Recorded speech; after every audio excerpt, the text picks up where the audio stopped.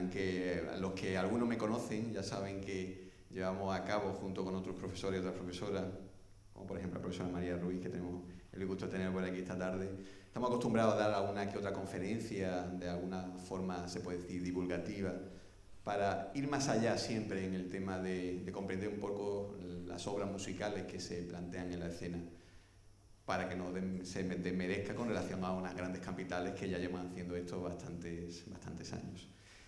Por eso sean bienvenidos, no sin antes dar un agradecimiento sincero, por supuesto, a la casa, al Museo Picasso, lógicamente, y a este auditorio, por permitir que que les habla, por esta tarde aquí compartiendo muy rápidamente, en menos ya de media hora, pues algunos de los entresijos de la obra que espero algunos puedan degustar a partir de las 8. Agradecimiento que hago extensible indudablemente a la Orquesta Filarmónica de Málaga, no solamente por contar con el cuarteto con Foco y con el actor Hilario Trujillo, sino también con la persona que suscribe estas palabras ahora mismo, para hacer este pequeño proyecto hecho con mucha dedicación, mucho cariño y un profundo respeto, indudablemente. En este caso, pues no voy a profundizar mucho más allá de las letras que humildemente he diseñado en el programa de mano, pero sí me gustaría compartir con todos ustedes pues algunas vivencias personales y lógicamente de labor de investigación relacionado no solamente con la pieza en cuestión, sino también inclusive con el lugar donde se estrenó, que como comentaba amablemente con una de las personas que se acerca por aquí esta tarde, pues es unos sitios, digamos, muy desconocidos incluso para los propios habitantes de la ciudad de Cádiz, ¿no? La charla la he querido diseñar en lo que serían 3 ejes o 3 ciudades fundamentalmente. Por un lado sería la ciudad de Lima, por otro, lógicamente, el epicentro de esta aventura, que sería la ciudad de Cádiz, y lógicamente una de las ciudades emblemáticas para lo que se denomina la música del periodo clásico, que es la Viena imperial, ¿no? Y entrando directamente en la cuestión, Lima se forma como coprotagonista un poco de esta aventura, porque curiosamente fue las misiones jesuíticas que se crearon allí, y más concretamente a partir de 1600, 1660, en esa franja, la primera parte del siglo XVII, pues dentro de la élite educativa y cultural que supuso la Compañía de Jesús, pues hubo un jesuita, el padre Francisco del Castillo, el cual podrá encontrar una pequeña imagen en el anexo que le han entregado a la entrada. Luego me disculpen porque, lógicamente, muchas veces los lugares no se puedan disponer por incompatibilidades técnicas de haber tenido aquí una pantalla de proyección y haber visto la cosa un poco más interactiva, ¿no? Pero para eso está el anexo que espero, pues, por lo menos se van a apreciar y con el cual pues, voy a seguir el resto de la pequeña alocución. Ahí tienen en la fotografía, la número 1, al padre Francisco del Castillo, que fue el que de alguna forma le dio vida a lo que se denomina comúnmente el Sermón de las 7 palabras. El Sermón de las 7 palabras está relacionado con lo que se llama el servicio de las 3 horas del Viernes Santo, o sea, lo que se denomina dentro de la tradición cristiana católica, pues esas 3 horas en las cuales pues, Jesús estuvo crucificado y durante las cuales pues, se supone que dijo 7 expresiones, palabras, frases emblemáticas para el mundo del catolicismo y también emblemáticas incluso para el mundo del protestantismo, que muchas veces se nos olvidan que indudablemente hay muchos compositores de la órbita protestante que también dieron música también a la cuestión de las 7 palabras, de alguna forma también las musicaron, ¿no? Pero volviendo un poco a la cuestión de esta órbita limeña y de jesuitas, si bien el padre Francisco del Castillo pues, se propuso hacer una ritualidad con respecto a este sermón de las 7 palabras, en el cual había un oficiante que decía la palabra correspondiente, luego después hacía una breve reflexión sobre esa palabra y luego inmediatamente se iba hacia el Calvario, hacia la cruz en el altar, le hacía una reverencia y volvía de alguna forma a su cátedra o a su púlpito o a la zona donde tuviese la presidencia en ese caso, pues es esta misma tradición de la que nosotros también de alguna forma, salvando a distancia, vamos a intentar también recrear esta misma noche en el concierto. Sin embargo, otro jesuita, el padre Alonso Mesía, se dio cuenta que podría ser interesante que en esos silencios que se creaban entre la reflexión de la palabra o de la expresión correspondiente y la ida y venida del oficiante, ¿por qué no musicarla? ¿Por qué no crear algo, o música en este caso, para que de alguna forma adornase ese tránsito, ¿no? Fue cuando este padre jesuita pues incorporó la cuestión de musicar esos silencios, no así tanto las palabras, que ya habían compositores incluso en España, que habían dedicado grandes piezas dentro de muchos ámbitos a las propias 7 palabras, sino también para musicar esos tránsitos, ¿no? Curiosamente, esta devoción, digamos, por estas 3 horas de agonía de Cristo, como cita, como reza el título de un libro que se publicó a finales del 17 y que pueden encontrarlo en la foto número 2, en el cual pues ya se incluían estos transeptos, estos tránsitos con música, pues indudablemente llegan a España.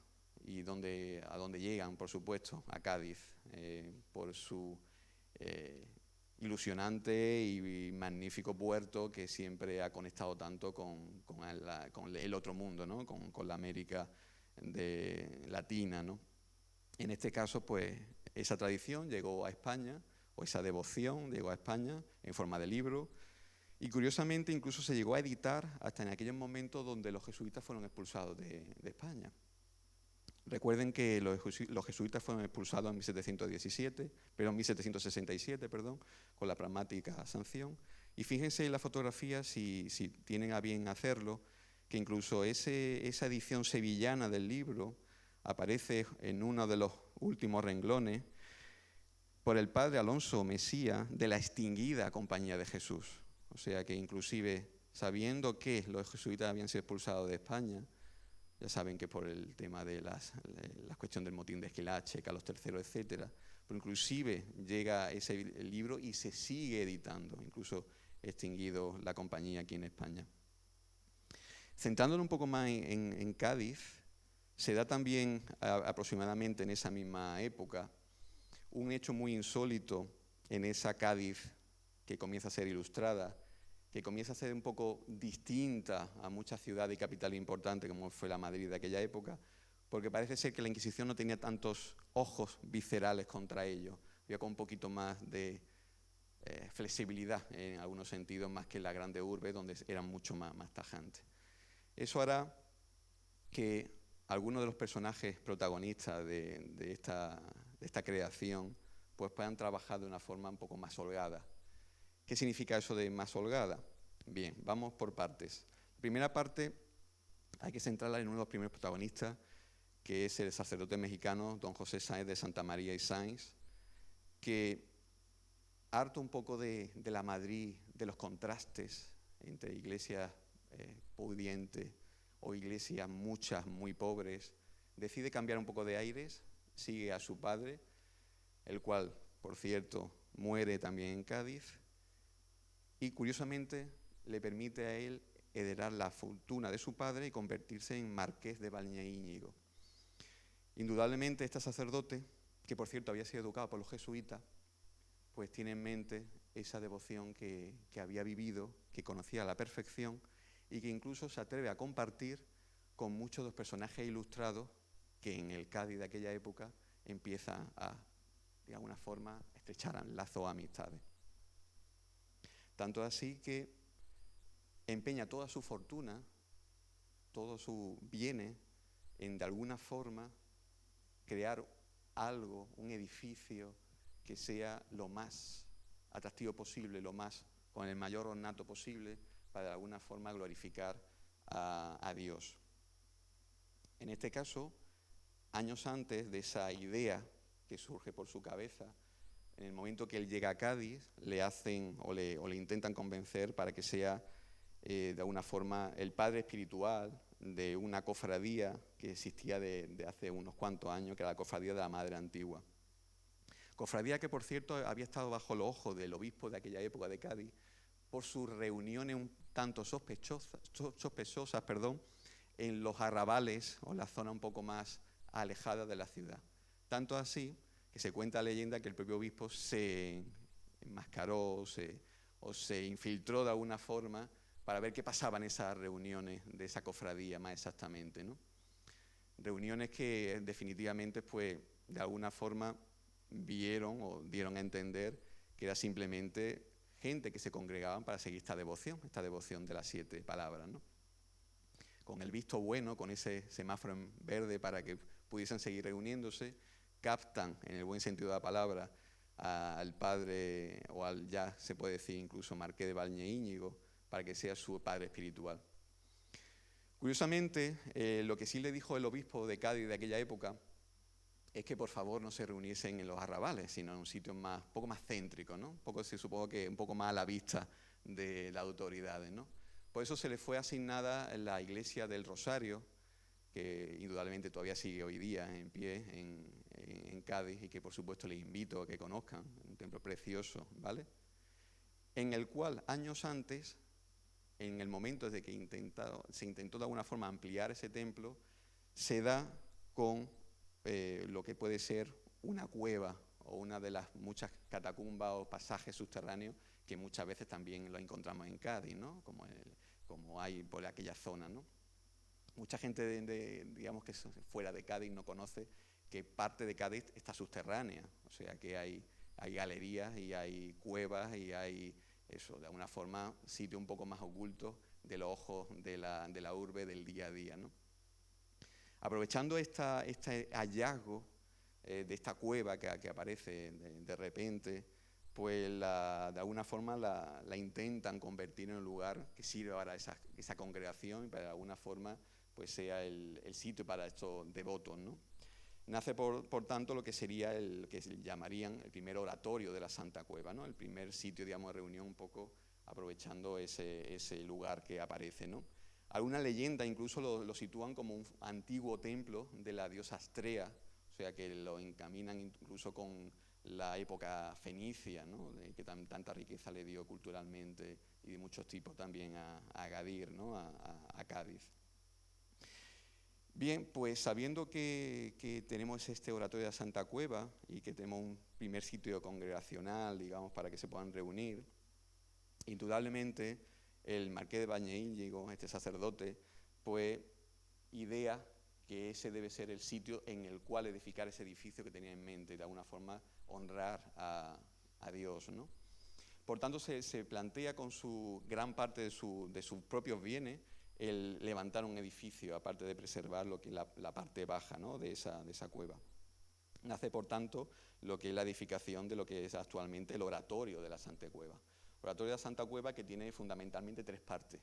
Una capilla baja, que sería realmente esa antigua cueva acondicionada, una entreplanta y una capilla alta. La capilla alta que será edificada luego posteriormente, ¿no? Por tanto, hablamos de una capilla baja en el cual pues, se consagra y de alguna forma empiezan ya a surtir efecto para esta ritualidad. Pero claro, así antes hemos hablado de que en esta época se conocía esta devoción que venía de los jesuitas de Lima, en el cual implicaba música, faltaba un actor que también implicase o de alguna forma proporcionase o atrajese a la música, a esa devoción, ¿no? Este fue el caso de otro marqués, el marqués Francisco de Paula María de Micón, marqués de Méritos, el cual, aunque parezca mentira, tenía contacto y tenía correspondencia con Haydn. Gracias a Robert Stevenson, un musicólogo que ya en los años 80 ya nos ayudó a descifrar un poquito que Haydn no es tan lejano de nuestras tierras, sino que había sido uno de los favoritos de la nobleza y de la aristocracia madrileña, pues podemos encontrar que había una cuestión muy fluida entre el Haydn, que todavía seguía un poco bajo el mandato de los Esterházy, pero que indudablemente de alguna forma quería también contribuir o crear para otro tipo de personas. En este caso, no solamente por el Marqués de Méritos, sino también incluso Tomás Iriarte, también que fue un músico, digamos, diletante, pero amante de la arte, ilustrado, como muchos de los personajes de los que estamos hablando, pues tenía también igualmente a través de su familia contacto con el propio Haydn, ¿no? a través de correspondencia. Dicho lo cual, ya tenemos entonces esos 2 actores importantes. Por un lado, el que quiere revivificar la devoción y hacer un edificio incluso emblemático. Y por un lado también tenemos esa persona que proporciona la música. Curiosamente, y ya vamos entrando en pequeños misterios que todavía surgen o aparecen en ese oratorio, en ese edificio magnífico, que indudablemente también les vuelvo a invitar a que conozcan, justo al lado de la iglesia de Rosario, ¿vale? Uno de los primeros guiños que hace este sacerdote, este marqués de Valdeíñigo, es hacer el edificio en honor a alguien. ¿A alguien a quién? A los propios jesuitas, los cuales dijimos que estaban expulsados. Por eso una de las primeras cuestiones es que cuando una persona entra al oratorio de la Santa Cueva, que se encuentra justo en la escalinata, véase fotografía 4, es una pequeña capilla que está dedicada a los jesuitas y que preside la escalera que comunica con las distintas plantas. Por cierto, emparentado con el grabado que hizo, lógicamente, Antonio Rodríguez y José Rico, grabadista y, lógicamente, ilustrador, en el cual pues, ven el diseño original, como pueden ver en la fotografía número 3. O sea que este marqués, sacerdote, se atreve, inclusive sabiendo que los jesuitas ya no estaban en España, a plantar allí pues, el símbolo jesuita en honor a ellos, ¿no? A sus antiguos maestros. Bueno, primera cuestión un poco curiosa, ¿no? De la noche.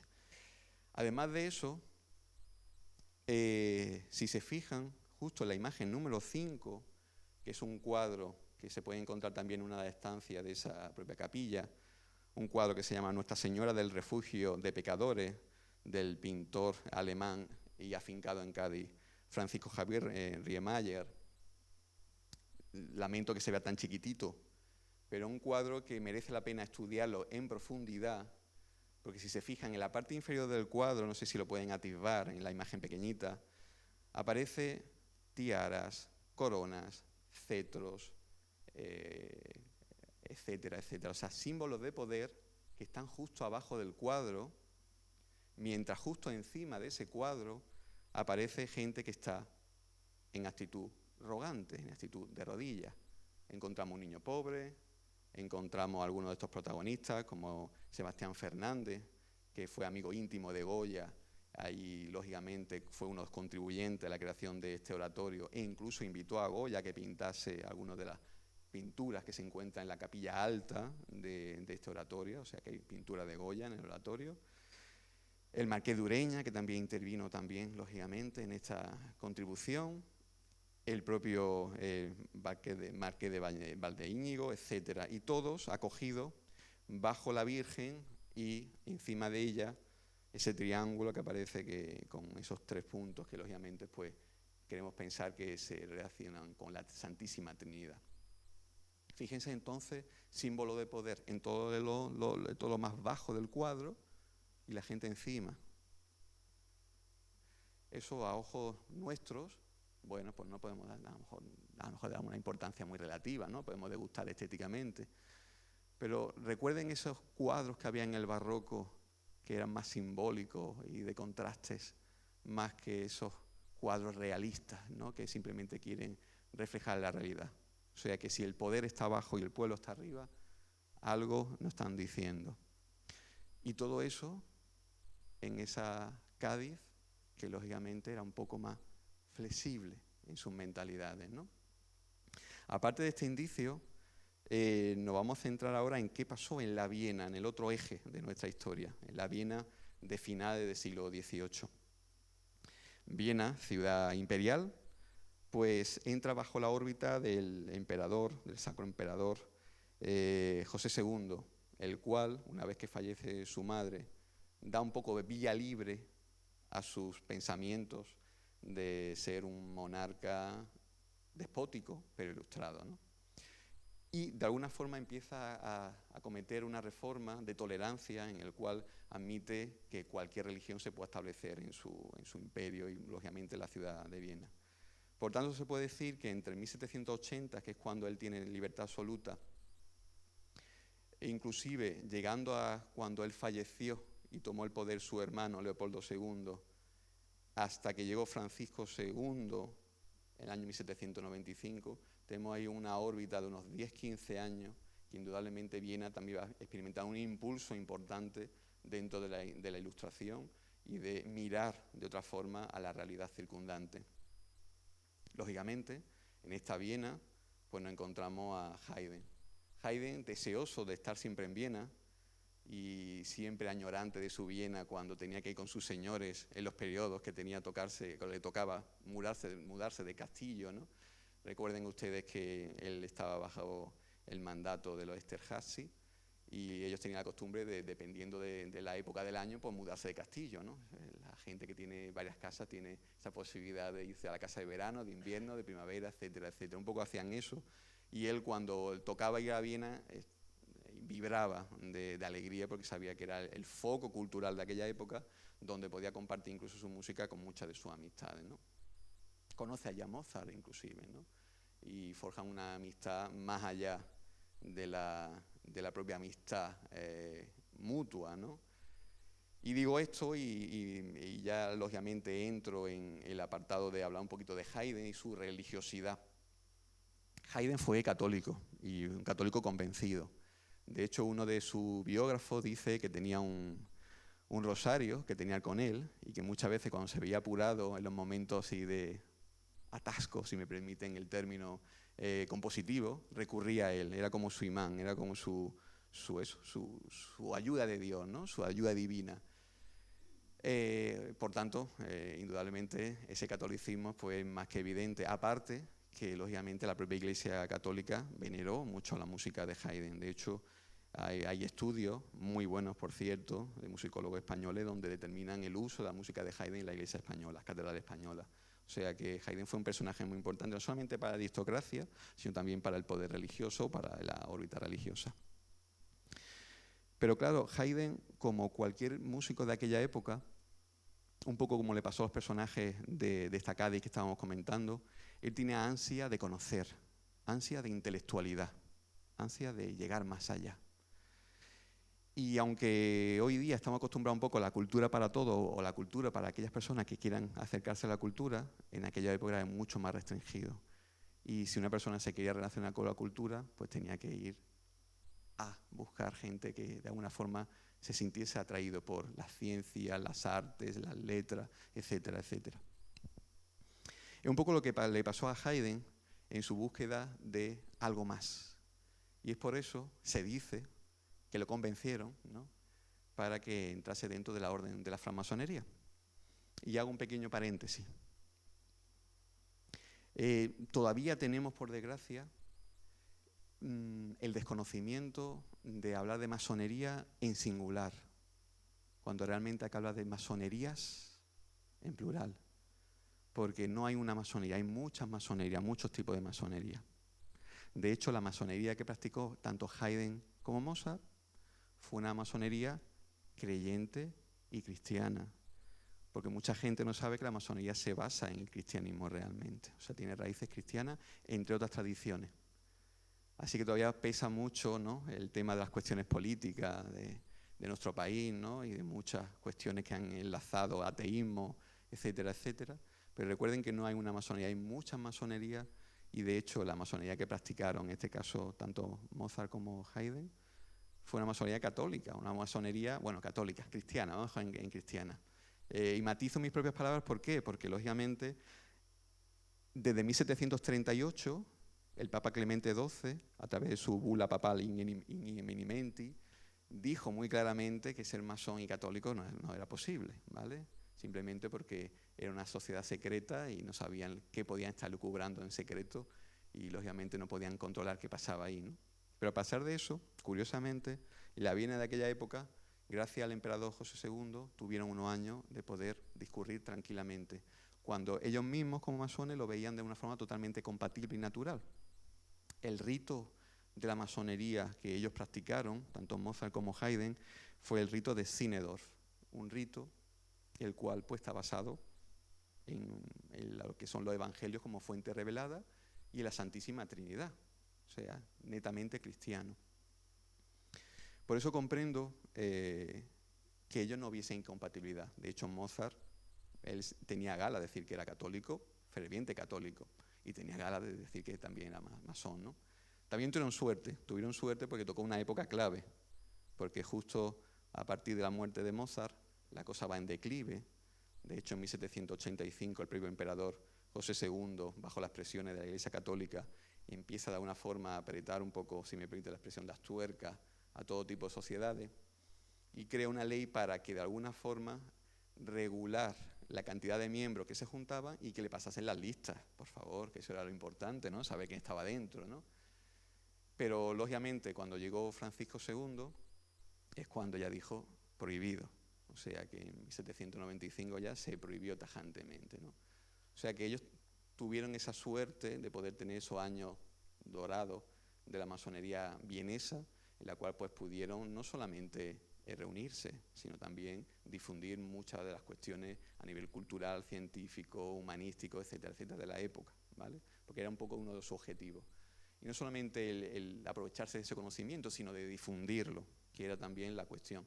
De hecho, la logia en la cual se inició Haydn pertenecía a una logia muy importante que tenía una revista que publicaba para que la gente, lógicamente, estuviese al día, la gente ilustrada, lógicamente, supiese leer, etcétera, al tanto de las últimas experimentaciones, a lo mejor experiencias sobre mineralogía, por ejemplo, geología, etcétera, etcétera. O sea que está esa labor de difusión educativa, indudablemente. Se suele decir que Haydn no fue un masón tan, digamos, estricto, asistiendo, etcétera, etcétera, como el propio Haydn, ¿no? Que Haydn dice que no llegó mucho más del grado primero. Recuerden que la masonería, pues, dependiendo del rito, tiene una serie de grados, ¿no? De niveles, ¿no? Se suele decir que no, ¿no? Incluso se dice, y eso es verdad, que estaba fechada su iniciación para una época, para una fecha concreta, pero no, se enteró tarde y tuvieron que posponerla para más adelante, ¿no? Incluso Mozart estaba esperándolo el día de su iniciación, pero de repente pues ya le cambiaron el día, no pudo asistir, etcétera. O sea que esa cuestión pues existe, ¿no? Hasta que finalmente el 11 de febrero de 1785 pues entra en masonería. Indudablemente y documentalmente no hay mucho más registro de si Haydn efectivamente pues, fue un masón muy activo como si lo fue Mozart. Recuerden que llegó a componer música de alguna forma funcional para las propias ceremonias masónicas, sino que además en el caso de Haydn pues también hay que tener en cuenta un poco pues su propia vida en sí, ¿no? Recuerden que a finales de los años 80, 1790, decide irse a Londres, por ejemplo. Y eso es un factor que muchas veces no tenemos en cuenta a la hora de cuando algunos, como el que le habla, pues les gusta meterse en estos temas de sociedades secretas, ¿no? Que muchas veces somos humanos y tenemos una vida y no podemos estar al 100% dentro de esa cofradía, sociedad, asociación, etcétera, etcétera, sea la denominación que le quieran dar, sino que te debes a tu trabajo, a tus intereses, etcétera, etcétera. Lo que sí está claro que Haydn, aunque documentalmente parece ser que no fue un masón muy activo, sí es cierto que en Londres sí se relacionó con gente que perteneció a la masonería. Eso sí está muy comprobado. Incluso tuvo algunos encargos para gente que estaba muy vinculada a la masonería inglesa de aquella época. Eso sí está muy, muy claro y es fácilmente demostrable. Por eso entra uno de los siguientes misterios y volvemos un poco a la Cádiz que estábamos comentando antes. Por desgracia no se conserva la carta que le mandó el marqués de Méritos para de alguna forma a Haydn recibirlo, decir, necesitamos una partitura. Sí sabemos que Haydn quedó muy impactado por la descripción tan exhaustiva que le hicieron. En la nota del programa lo pueden comentar, se pueden ver, se pueden leer. Y dentro de este impacto que recibió, indudablemente dijo que sí. No sabemos si venía un mensaje más o no, ¿vale?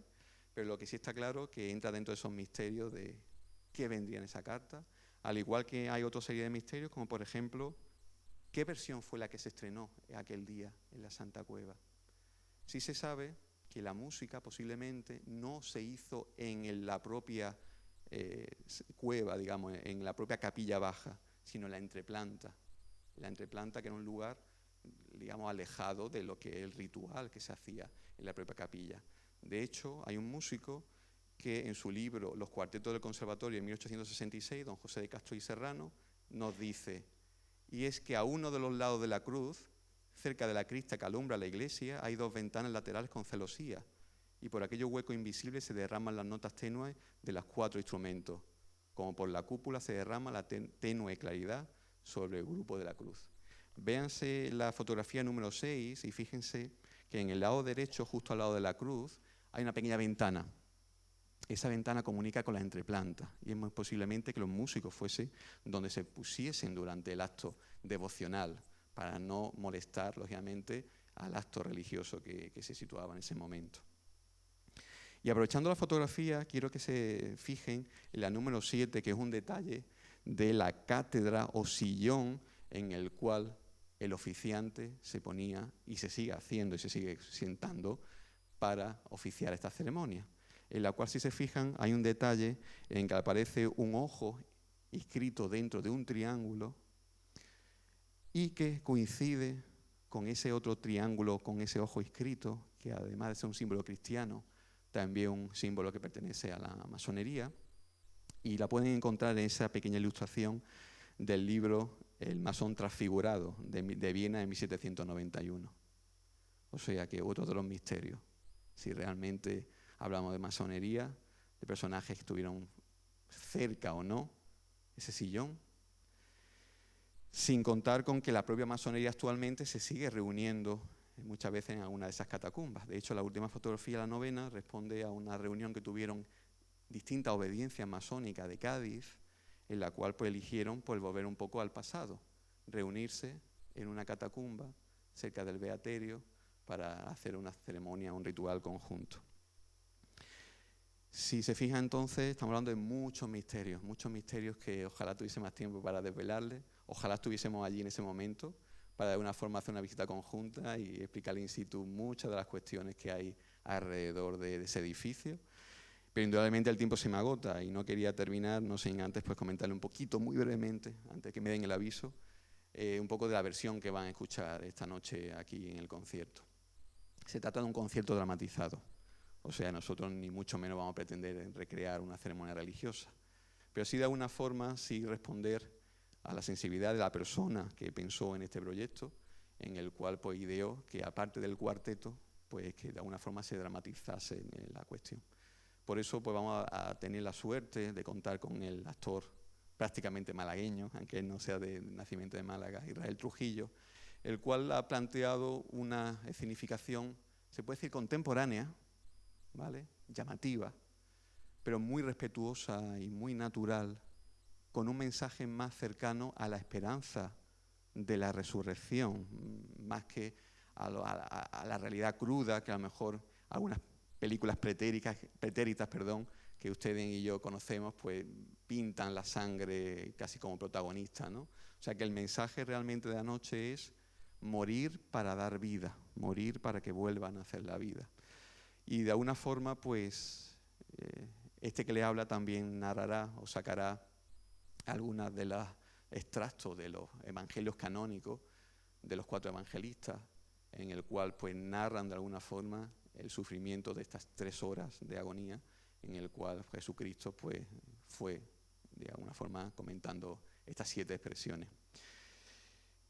Muchas gracias, no sin antes igualmente agradecimientos más sinceros por ese interés de personajes ilustrados, de personajes que han querido esta tarde acercarse, incluso sacando tiempo muchas veces donde no lo hay, para disfrutar de esos misterios, y que estaré encantado de seguir compartiendo con todos ustedes fuera, incluso al término del concierto, si tienen a bien quedarse. Ojalá tuviésemos, como muchas veces aparecen en los programas que hay de cine, que luego hay un debate posterior, ¿no? Esta obra merecería luego el debate posterior, ¿no? Para comentar impresiones, seguir comentando, etcétera, etcétera. Bueno, a lo mejor tal vez un día las conferencias son posteriores y así podemos compartir muchos otros pensamientos. Muchas gracias y si tienen a bien quedarse, disfruten del concierto. Gracias.